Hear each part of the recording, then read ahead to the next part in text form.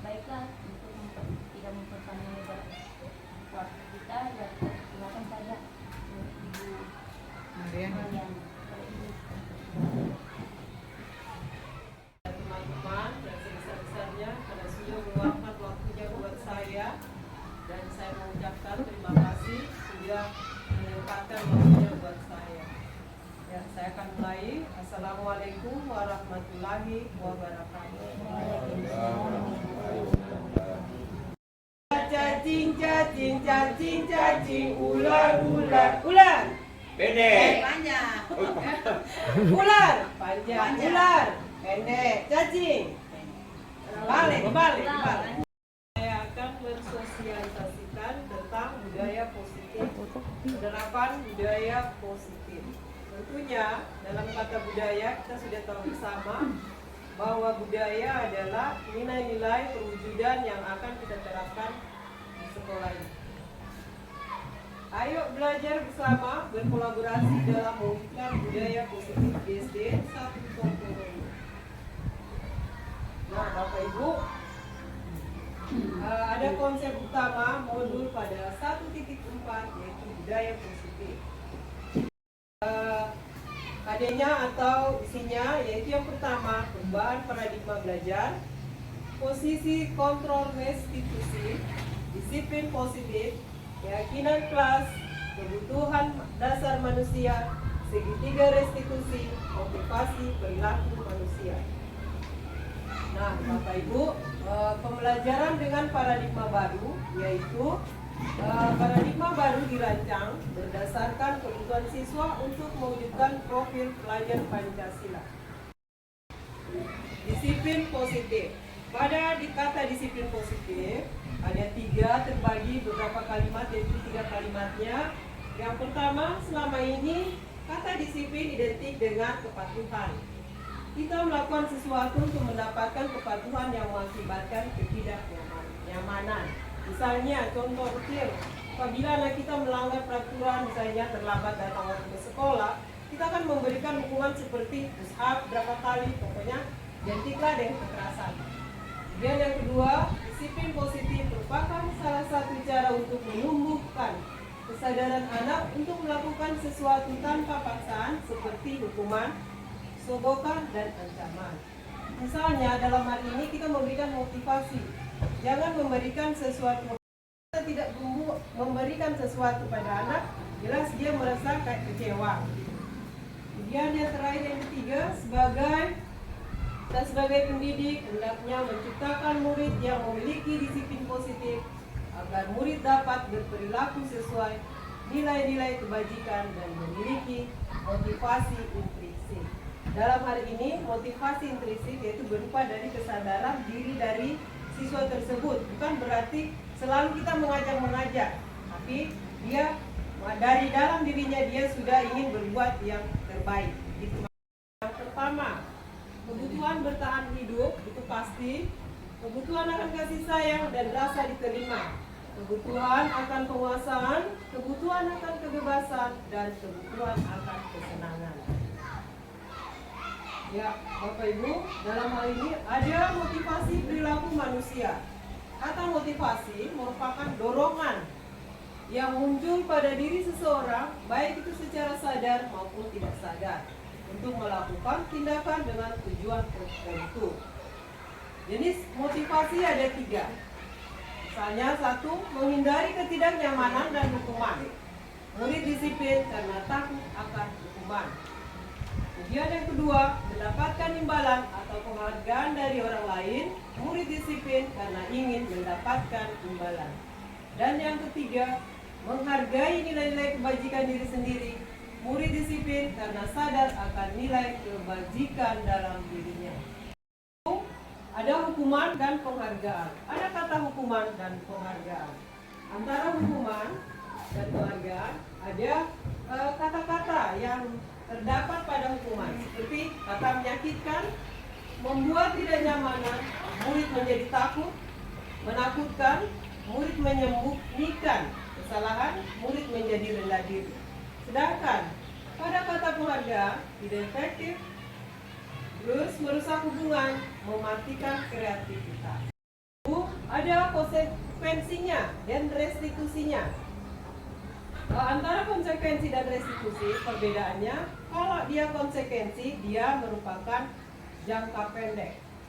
Kemudian restitusi, dia merupakan jangka panjang. Pada ciri-ciri konsekuensi ada penguatan jangka pendek, murid menghormati peraturan, kehilangan waktu untuk merenungi kesalahan. Sedangkan pada restitusi, murid bertanggung jawab atas tindakannya, fokus pada pemecahan masalah jangka panjang, murid menghargai dirinya dan orang lain, murid bersemangat untuk memperbaiki kesalahannya. Kata restitusi. Pada kata restitusi adalah proses menciptakan kondisi bagi murid untuk memperbaiki kesalahan mereka, sehingga mereka bisa kembali pada kelompok mereka dengan karakter yang lebih kuat. Pada restitusi mempunyai ciri-ciri belajar dari kesalahan dan menuntun. Sedangkan belajar dari kesalahan memperbaiki hubungan, tawaran bukan paksaan. Kalau menuntun, mencari tahu kebutuhan dasar yang mendasari tindakan, fokus kepada karakter murid, dan menguatkan dan fokus pada solusi masalah. Hukuman, konsekuensi, dan restitusi. Ada 3 kata. Contoh kasus, murid terlambat masuk ke sekolah. Ada hukuman, ada konsekuensi, ada restitusinya. Hukumannya selalu yang terjadi, guru menghukum push-up sebanyak 20 kali atau dan lain-lain sebagainya. Ada juga guru marah dan murid menjadi takut karena dihukum. Kemudian konsekuensi, guru memberikan konsekuensi menulis di papan tulis kalimat saya tidak akan datang terlambat ke sekolah sebanyak 100 kali. Terus guru tegas dan murid menaati peraturan. Restitusi, guru menanyakan keyakinan kelas dan membantu murid menyelesaikan masalahnya. Guru terbuka dan guru menghargai dirinya dan orang lain. 5. Posisi kontrol, restitusi dan penerapannya. Ada lagi contoh kasus. Kasusnya misalnya murid tidak mengerjakan PR. Itu sering terjadi. Nah, ada kata penghukum, ada kata rasa bersalah, ada sebagai teman, ada sebagai pemantau, dan manajer. Kalau sebagai penghukum, kalimatnya patuhi aturan dan berdiri di depan tiang bendera. Membuat rasa bersalah. Sudah berapa kali Ibu memberitahu kamu, Ibu sangat kecewa sama kamu. Dan sebagai teman, ayolah kamu buat Ibu bangga. Kerjakan PR-mu di rumah, bukan di sekolah. Kali ini tidak apa-apa, kamu melanggar. Dan ada kata pemantau, kamu sudah melanggar. Kamu tahu konsekuensinya. Sebagai manajer, apakah kamu tahu kesalahanmu? Kesalahan kelas apa yang telah kamu langgar? Kira-kira bagaimana kamu akan memperbaikinya? Keyakinan kelas atau biasa sudah dikatakan kesepakatan kelas sudah tidak asing lagi bagi kita. Ada pernyataan universal, pernyataan yang dibuat secara klasikal yang sudah disepakati dalam kelas kita masing-masing. Kemudian ada dibuat dalam bentuk kalimat positif. Terus sesuai dengan kondisi kelas, melibatkan semua warga kelas, lebih abstrak daripada peraturan. Kemudian item keyakinan lebih sedikit sehingga mudah dipahami. Bagian ini membentuk segitiga, namanya segitiga restitusi. Pada bagian segitiga restitusi ada 3. Yang pertama, validasi tindakan yang salah. Pada validasi tindakan yang salah, kamu tentu punya alasan mengapa melakukan itu. Dan yang kedua, timbul pertanyaan, adakah cara yang lebih efektif untuk mendapatkan apa yang kamu butuhkan? Menanyakan keyakinan kelas apa yang telah kita sepakati. Terus kamu ingin menjadi orang yang seperti apa? Dan yang terakhir, untuk menstabilkan identitas, ada setiap orang pasti pernah melakukan kesalahan, itu pasti. kamu bukan satu-satunya yang pernah melakukan ini. Guru bergerak, Indonesia maju. Salam guru penggerak, tergerak, bergerak, dan menggerakkan.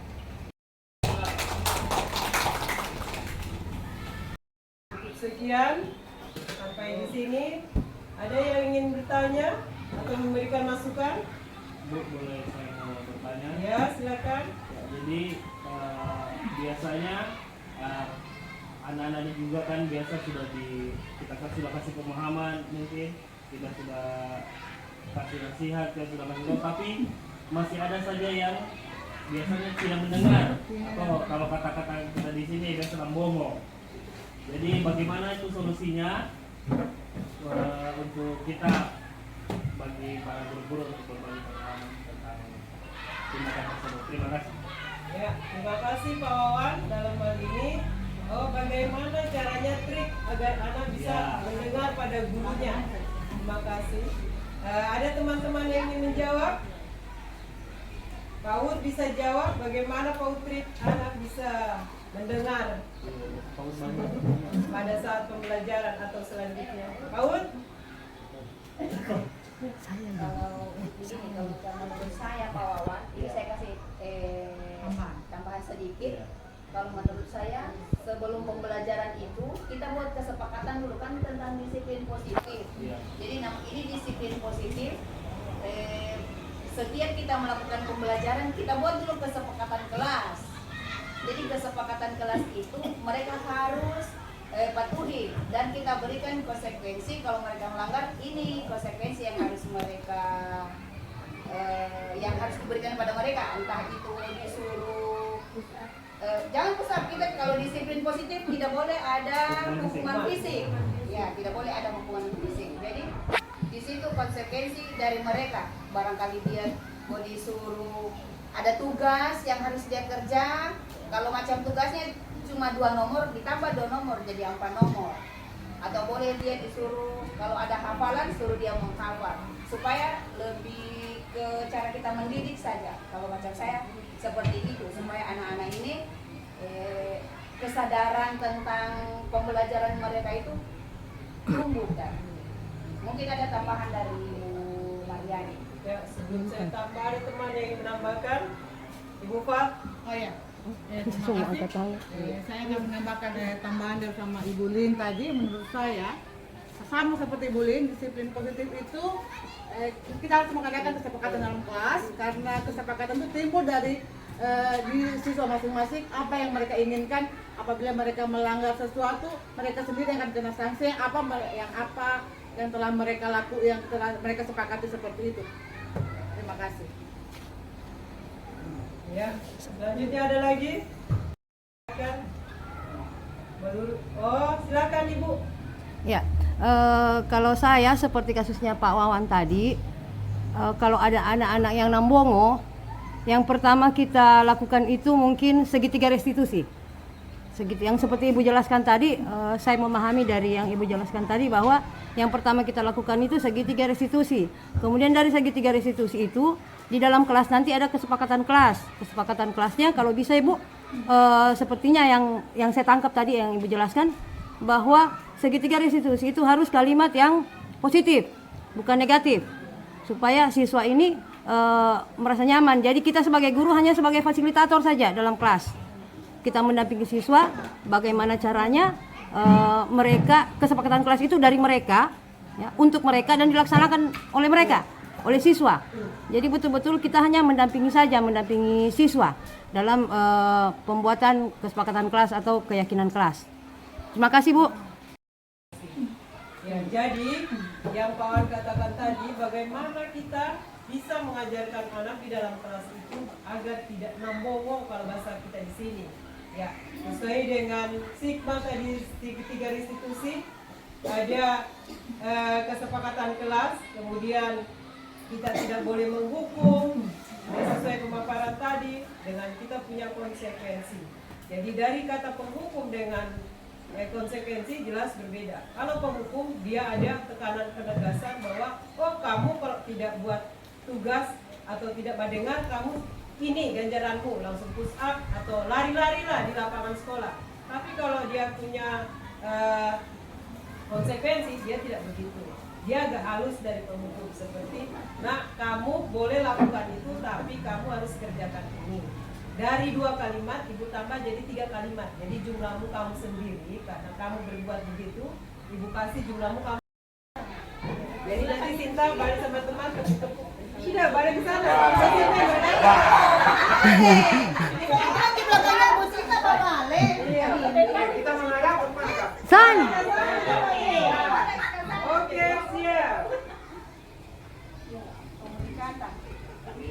Iya, komunikasi tepuk bahu. Baru langsung mau diartikan. Enggak. Ujung.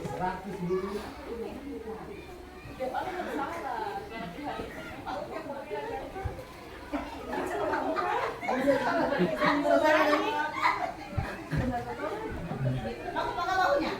Kan lagi pakai bahunya.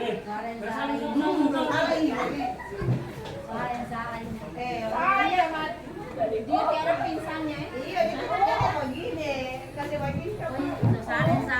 Kasih dia sambil Susah ini. Eh,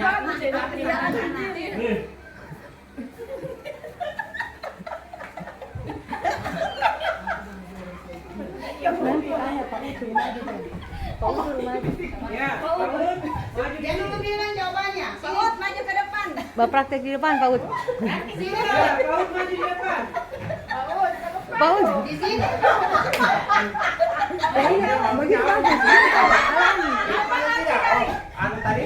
depan. Ya balik ke depan. Ya. Paut, apa tadi hasilnya? Boleh saya praktekkan dulu? Iya. Ya, silakan.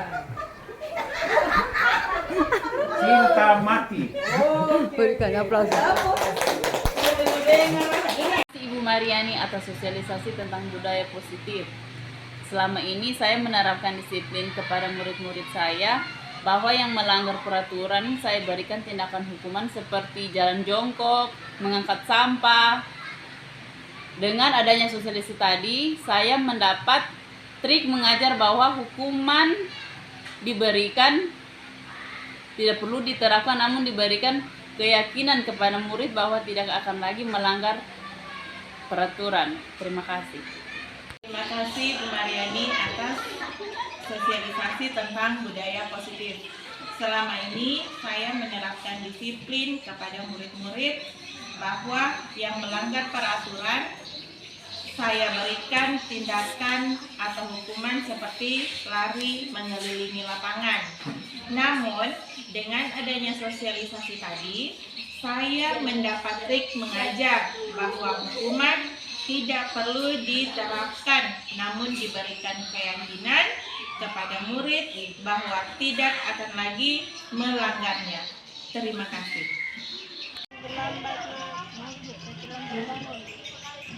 Oh, terlambat bangun. Kamu datang terlambat datang sekolah, nak. Tidak apa-apa, karena kamu bukan satu-satunya murid yang datang terlambat ya. Kamu datang terlambat ke sekolah pasti ada alasannya kan? Kenapa?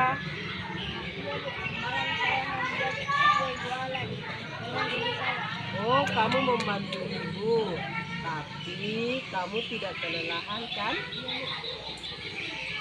Baik nak, kamu juga sudah melakukan hal yang baik dengan membantu ibu. Setelah itu kamu melanggar keyakinan kelas yang kamu sudah buat. Menurut kamu apa yang kamu langgar? Nah, kamu sudah tahu. Sekarang apa yang akan kamu lakukan untuk memperbaiki itu ke depannya? Kalau anak Radiul sudah memperbaikinya ke depannya, Radiul akan menjadi seperti apa? Orang yang disiplin tepat waktu dan menjadi orang yang berguna bagi orang lain. Ya, nah sekarang Radiul, kamu silakan masuk ke kelas untuk mengikuti pelajaran selanjutnya ya. Sedang kamu lakukan lakukan? Mengerjakan PR bahasa Indonesia, Bu.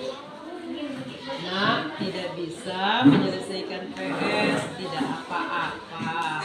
Kamu bukan satu-satunya siswa atau murid yang tidak selesai PR. Kemarin ada juga temanmu yang tidak menyelesaikan PR, kan? Kamu tidak mengerjakan PR, pasti ada alasannya. Kenapa? Iya, Bu. Semalam saya membantu ibu menjaga adik saya yang sedang sakit.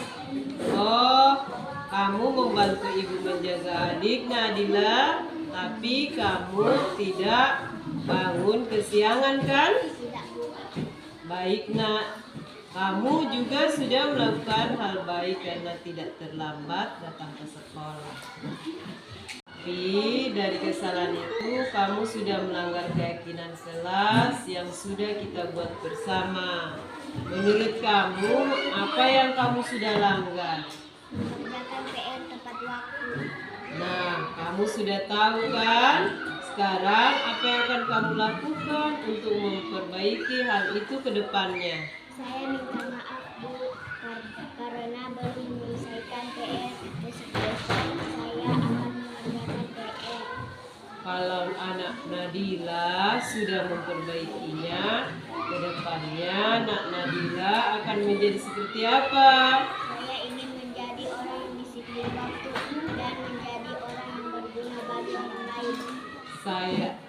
Nah, sekarang kamu silakan kamu tutup bukunya dan kembali mengikuti pelajaran hari ini, ya.